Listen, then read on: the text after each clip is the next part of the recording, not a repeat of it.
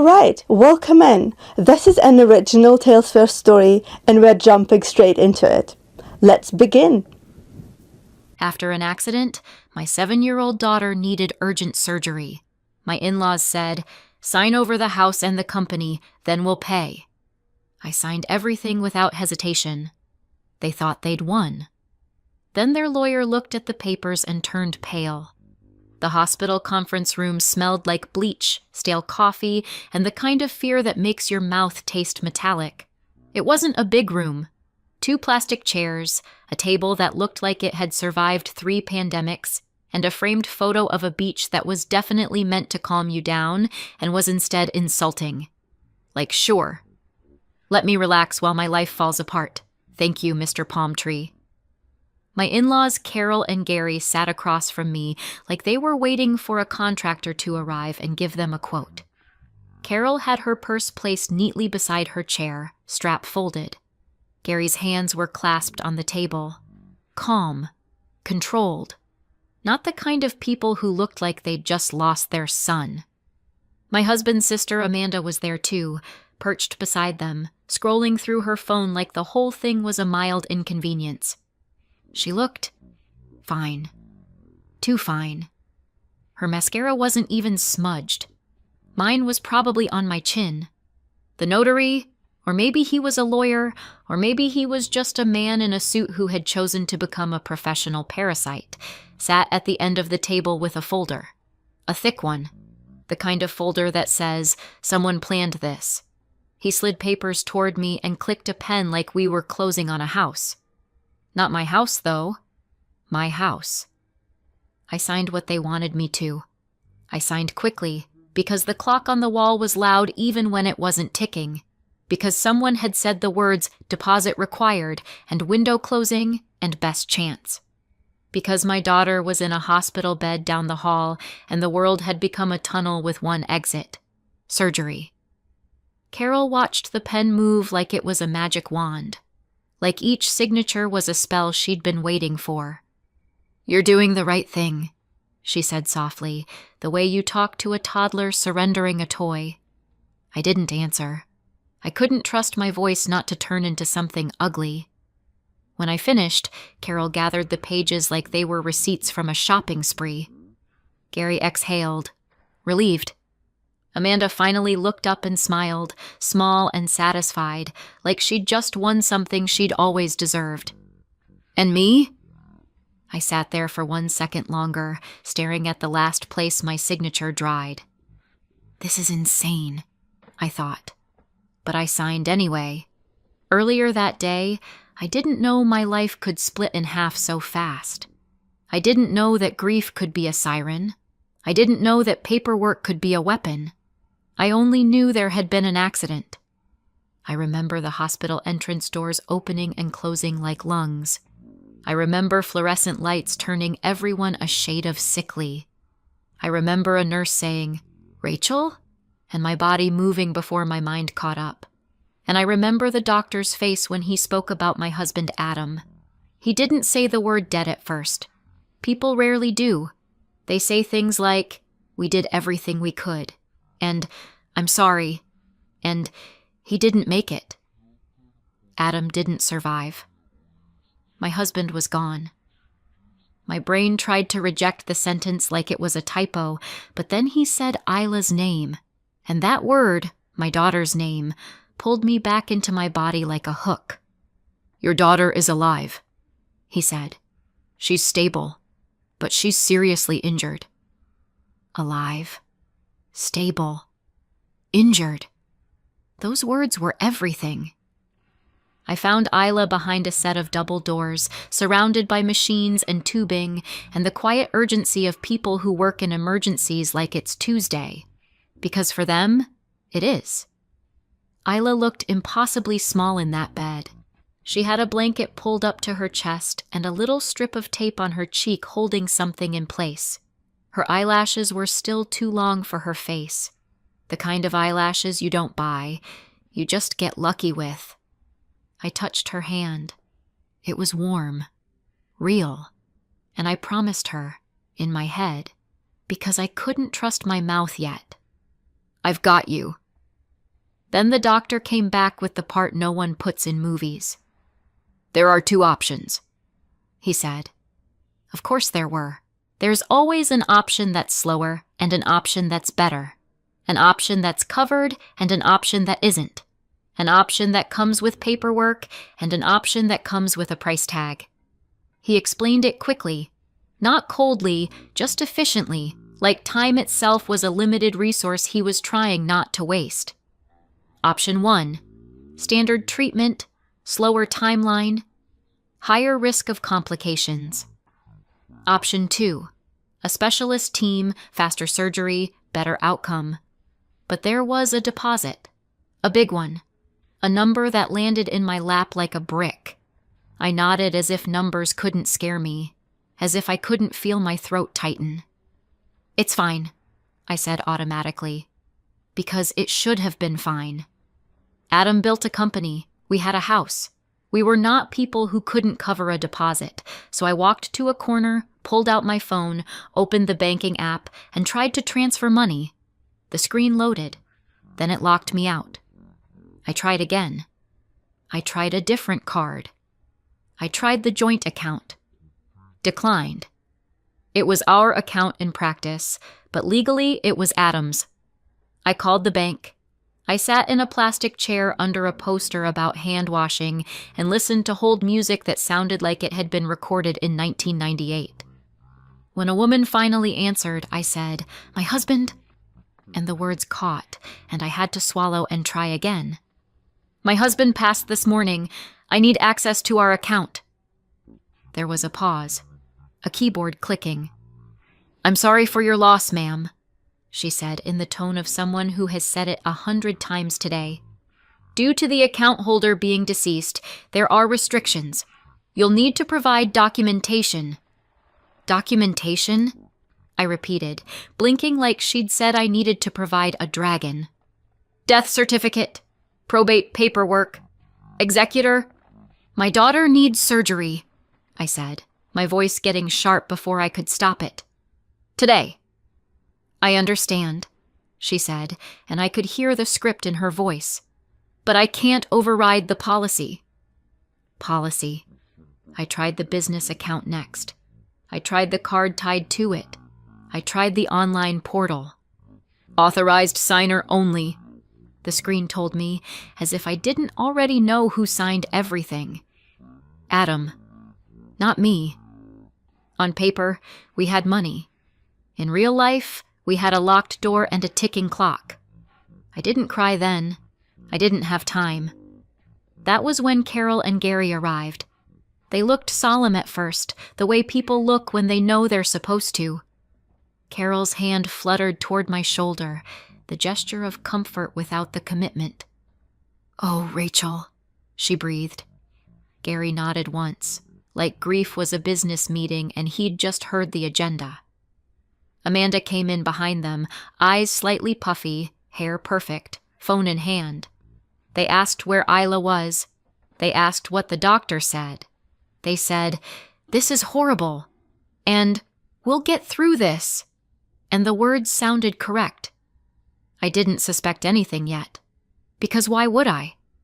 I turned to them, exhausted and desperate and still believing in basic human decency, and said the most obvious thing in the world. "Can you cover the deposit?" I asked. "Just until things unlock. I'll pay you back as soon as I can. I just need—" I swallowed. "I just need her in surgery." I expected an instant yes. They had money. They weren't struggling. They drove expensive cars and wore expensive watches and lived like the world owed them comfort. And this was their granddaughter. Carol didn't say yes. Carol didn't say no either. She made a face like I'd asked her to co-sign a mortgage. "Let's not rush," she said. Gary leaned in. "We need to think," he added. Amanda stayed quiet, watching me the way you watch a cashier ring up an item you thought was on sale. I stared at them. "Think?" I repeated, like the word didn't belong in the room. Carol patted my hand. "We'll handle it," she said, as if I was being silly. "Just wait." So I waited. because I had no choice. 30 minutes, then 40, then an hour. I sat beside Isla's bed and listened to machines breathe for her.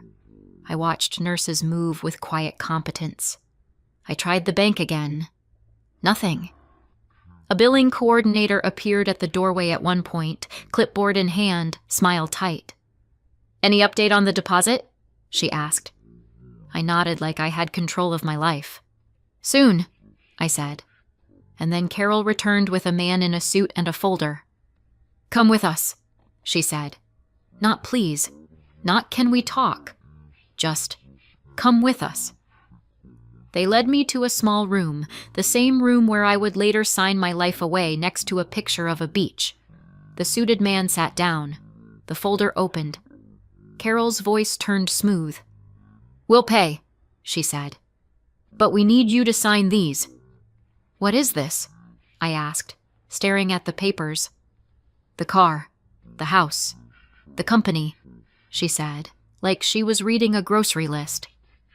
My mouth opened, but nothing came out for a second. "Why?" I finally managed. "A formality," Carol said, voice gentle, reaching for my hand like we were on the same side. "We'll cover the deposit today. I just need you to sign these papers so everything stays orderly. No drama, no fighting. Not now. Not after Adam. For Isla's sake." Amanda nodded along. "It just makes sense," she said, like she was discussing a seating chart. I looked down at the pages again. Carol had said papers the way you say napkins, like they were harmless. They weren't. Because the words on the first page weren't about paying a hospital bill, they were about ownership, about control, transfer, assignment, waiver of claim. In plain English, sign here and the house is theirs. Sign here and the company is theirs. My hands were cold. "This is your granddaughter," I said, keeping my voice low. "You're not lending me money. You're asking me to sign away Adam's house and Adam's company." Carol's smile didn't move. "Rachel, it's just paperwork. We're trying to make sure this doesn't turn into an ugly mess later." Ugly mess. While my child lay injured down the hall, I stepped out and called a lawyer friend, someone I knew wouldn't soften the truth just to spare my feelings. They listened for 5 seconds and then said, "Rachel, do not sign that." "This is bad," they said. "We can find another way." I pressed my forehead to the wall. The hallway smelled like antiseptic and cheap air freshener. I looked at the clock. I thought of Isla's hand in mine. Then I went back in. I asked one practical question. "If I sign straight away?" Carol didn't hesitate. "The moment you sign." So I signed. And the next time I held my daughter's hand, the deposit was finally moving. I know it looked like panic from the outside, like desperation, like a woman signing away her entire life with a shaking hand and a prayer. And honestly, I didn't correct anyone. Let them think it. Because Carol and Gary didn't just take the house and the company, they took something else too, something they didn't understand, didn't ask about, and definitely didn't read closely enough to notice. Soon they would find out, and their lives would begin to spiral. But to understand what happened, we have to rewind. Because the trap didn't start in that hospital. It started years earlier, long before the accident, long before Isla's hospital bed, long before Carol decided my daughter's surgery was a bargaining chip. Adam wasn't the kind of man who took up space loudly. He didn't walk into a room and demand attention. He didn't charm people with big speeches. He didn't sell dreams like they were lottery tickets. He just showed up every day, did the work, built things slowly, and because of that, he was easy to underestimate, even by his own family. I met Adam in the most romantic way possible, through regular life. A mutual friend, a casual conversation, one of those moments where you don't know you're stepping onto a new path until you're already walking it. He was steady. He listened more than he talked. He remembered small things, what I liked, what I didn't, what made me laugh. He was the kind of person who didn't need to prove he was good because he actually was. The first time I met Carol and Gary, I thought, okay, they're proper. That's the word. Carol had perfect posture and perfect manners and a perfect smile that never quite reached her eyes. Gary shook my hand like he was testing my grip. They asked me polite questions that felt like interview questions. Where did I grow up? What did I do? What were my plans? And then Amanda entered the room and everything shifted. Just slightly. Carol's face softened. Gary's voice warmed. Their attention snapped to her like a magnet. Amanda was the favorite in the way some families don't even try to hide. She could spill something and it was cute. Adam could bring home an accomplishment and it was nice, dear. Amanda was praised easily. Adam was teased. Carol would smile and say things like, Adam has always been so serious. Gary would laugh like it was a joke, but the joke always landed on Adam. Amanda would tell a story and Carol would beam like she'd personally invented her. Adam would talk about work and Gary would nod like he was hearing a weather report. I noticed it early. Adam pretended he didn't. Or maybe he really didn't, because when you grow up in something, it feels normal. Like gravity. We got married and started building a life that didn't revolve around their approval. Then Isla was born, and if you've never watched someone become a mother, let me summarize. Your world shrinks down to one small person and everything else becomes background noise. Carol and Gary were thrilled, on the surface. In public, Carol was the perfect grandmother. Photos, smiles, my sweet girl. In private, it was selective. It wasn't that they screamed at Isla or said anything that would get them kicked out of a polite society dinner party. They weren't villains with mustaches. They were worse. They were people who could look you in the eye and say something harmless that left a bruise. It started with her name. Isla is not a difficult name. It's 4 letters. It's a name you can learn in a single breath. Carol never learned it. Or she learned it and chose not to use it. She called her Isla. At first I corrected her gently. It's Isla. Adam corrected her too. Mom, it's Isla. Carol would laugh lightly like we were all sharing a joke. Oh, you know me, she'd say. Terrible with names. But she never forgot Noah and Chloe's names. Noah and Chloe, Amanda's children, were spoken like sacred words, pronounced perfectly, said with warmth. Isla's name kept getting twisted, and then something happened that made my stomach go cold in a way I still remember. Isla started answering to Isla, not because she thought that was her name, because she wanted the correction to stop, because she wanted to be easy. Children learn what earns them love, and what earns them peace. The second moment I couldn't unsee came at a birthday. Isla was old enough to know what she liked.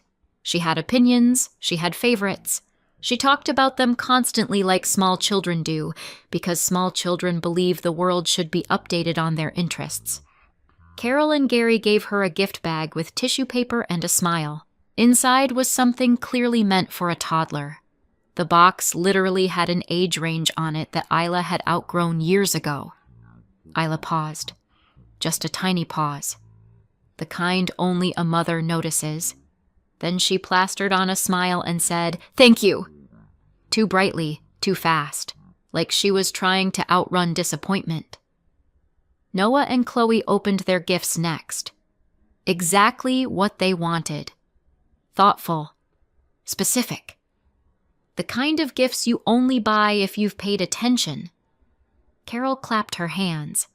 "I knew you'd love it," she cooed at Chloe, like she'd just won an award for grandmothering. Isla sat quietly with her toddler toy, smiling like she'd been trained. And then there was the outing. Carol and Gary planned a big kids' day for Noah and Chloe, One of those places designed to drain your wallet and your will to live, rides and animals and sugar and chaos. They talked about it in front of Isla like she wasn't there.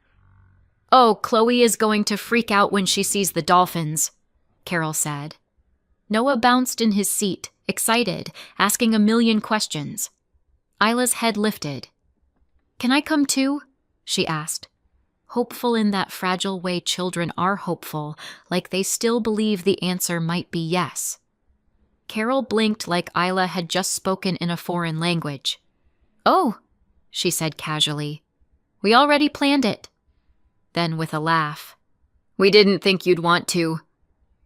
Isla's face changed. Not into tears, not into anger, into something smaller, something practiced. And I remember thinking, she's getting used to this. That was the moment I stopped telling myself I was being sensitive. That was the moment I started paying attention in a different way. Adam built his business during all of this. He started small, just him, a laptop, a lot of long nights. It grew slowly. Employees came. Real responsibilities, real money, real pressure. And I was involved, not as a figurehead, as the person who made sure things didn't fall apart behind the scenes. I wasn't the CEO.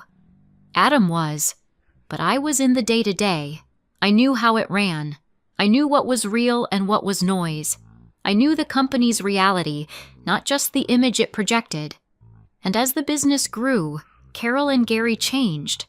Not dramatically, subtly, they started showing up more, asking more, advising more. They started talking about family and legacy, and somehow that always led back to Amanda. Amanda should have stability, Carol would say.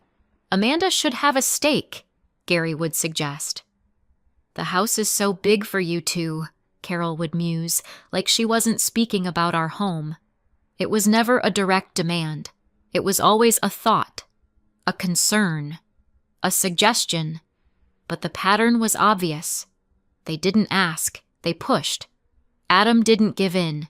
He stayed polite, stayed calm, stayed firm. And Carol and Gary stayed polite too, right up until they had leverage. Then the car accident happened. Adam died. Isla survived but was badly hurt, and Carol, Gary, and Amanda showed up composed, talking about handling things and next steps. And they did not show up with the kind of care I expected for Isla. I knew the company better than they ever did. I knew something they didn't know.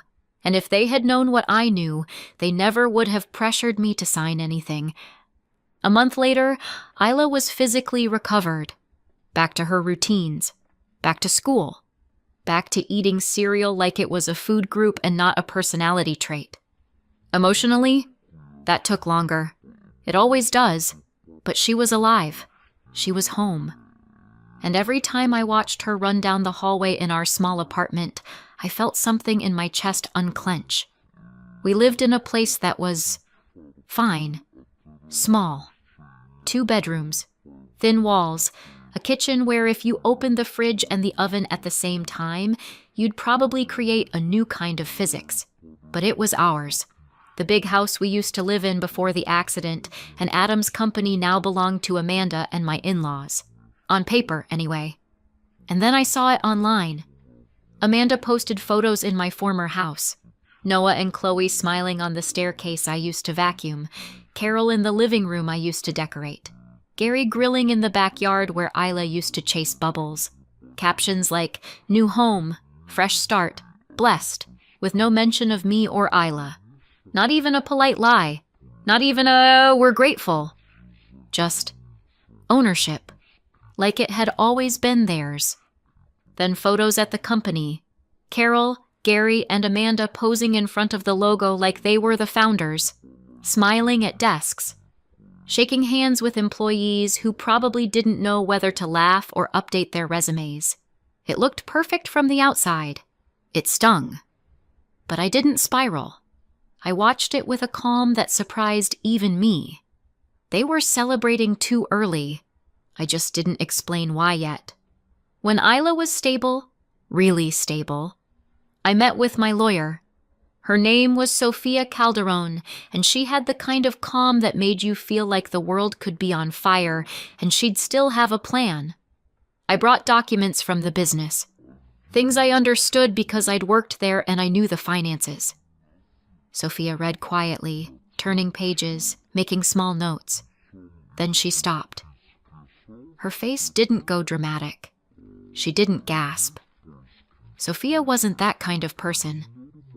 But her eyes narrowed in a way that meant something had just clicked.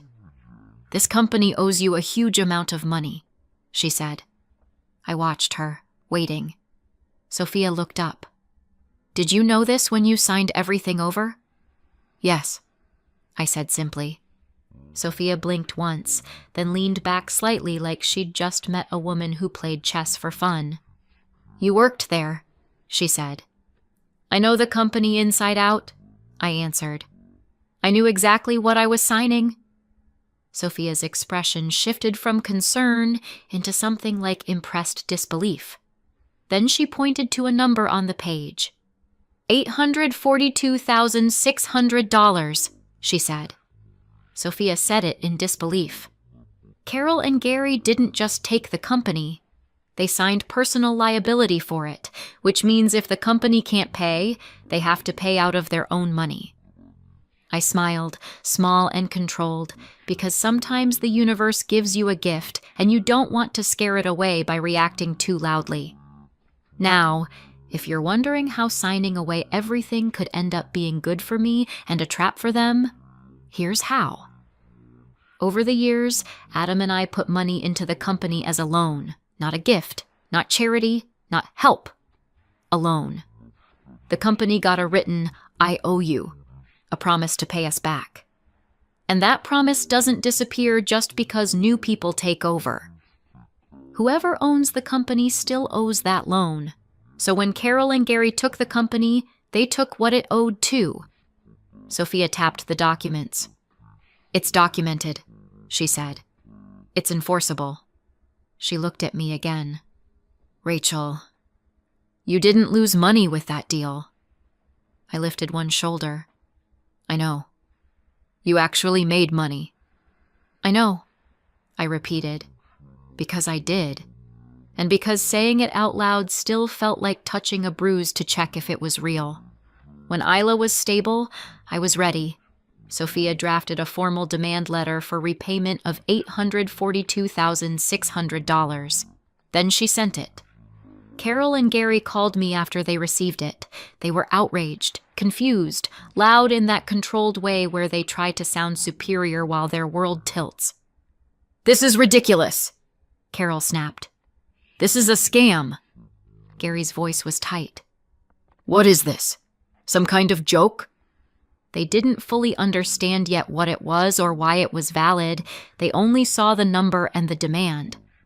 I stayed calm. I didn't debate. "Talk to Sophia," I said. "Get your own lawyer." Then I hung up. They still hadn't grasped what this really meant. Not yet.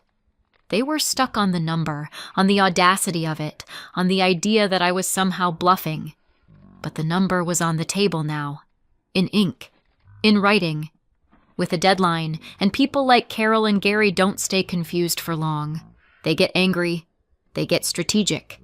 They look for a way to make you blink first. I had a feeling the silence wouldn't last. A few days passed. I kept life normal for Isla. School pickup, dinner, homework, bedtime stories, the kind of routine that feels boring until it's the only thing holding you upright. The calm felt like before a storm. Then there was a knock at my apartment door. A man in a suit stood there with a clipboard and a sealed packet. Isla peeked around my leg, wide-eyed. "Rachel Morgan?" he asked. "Yes," I said, and my stomach sank before I even knew why. He held out the packet. "These are for you." I hesitated, just for a beat, then took it. "You've been served," he said, already turning away like this was just another delivery. I looked down at the first page. Big, bold words jumped off the paper. Fraud. Misrepresentation. Demand to withdraw. Isla's voice went small. Mom? What is that? I swallowed. Nothing to worry about, I said, because that's what mothers say when they're lying through their teeth. I took the papers to Sophia. She read the first page, then the second, then gave me that calm look lawyers save for people who are about to spiral. It's a scare tactic, she said. They're trying to intimidate you into backing off. I exhaled, but it didn't feel like relief. More like my lungs were finally catching up. So, I said carefully, aiming for a joke and not quite landing it, I'm not about to be arrested in front of my kid. Sophia's mouth twitched. No, Rachel, you're not. She tapped the paper. They're alleging fraud and demanding you withdraw the repayment claim. They want you to blink first. That's all this is. And we don't blink, I said. We respond, she corrected, already reaching for her pen. Formally, cleanly, and you do not contact them directly. I went home and tried to believe her. I still felt the unease sitting under my ribs, because I knew this wouldn't be their last move. Then the flying monkeys started calling, relatives texting. How could you do this to family?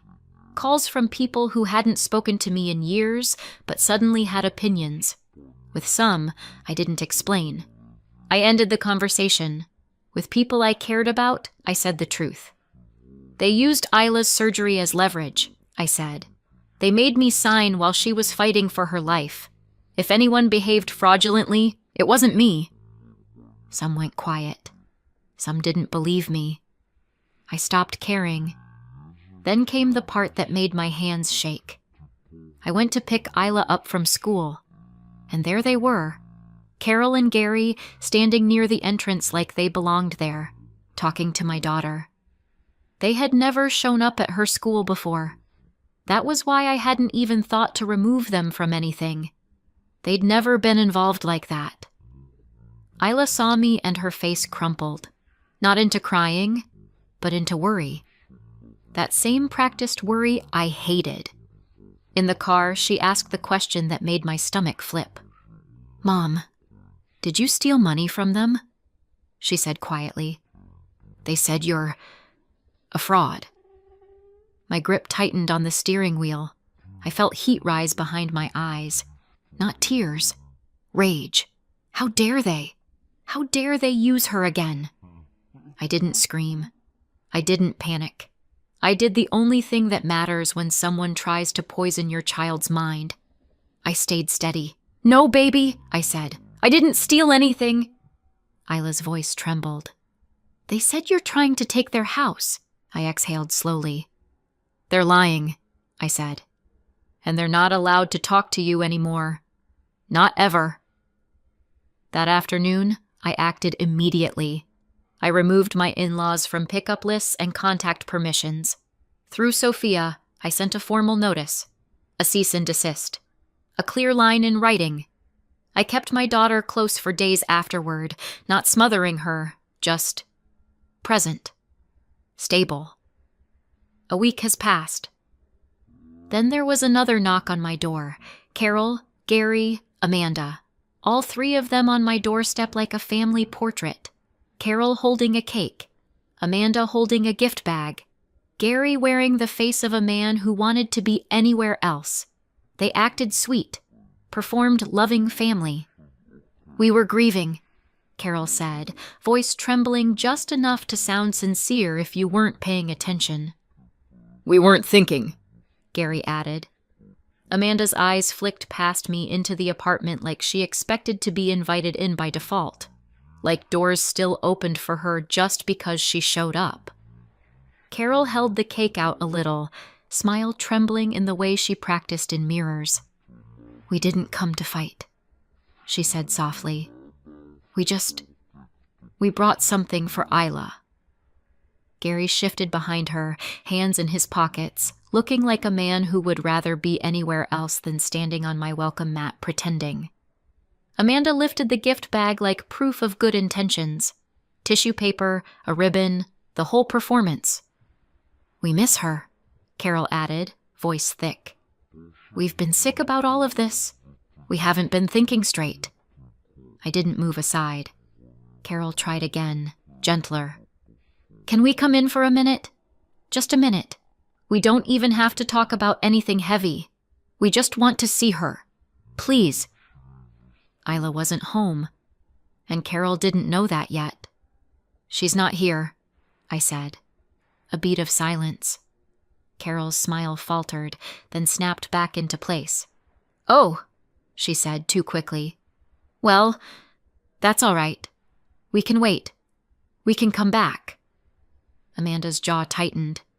Gary glanced at Carol like, say it.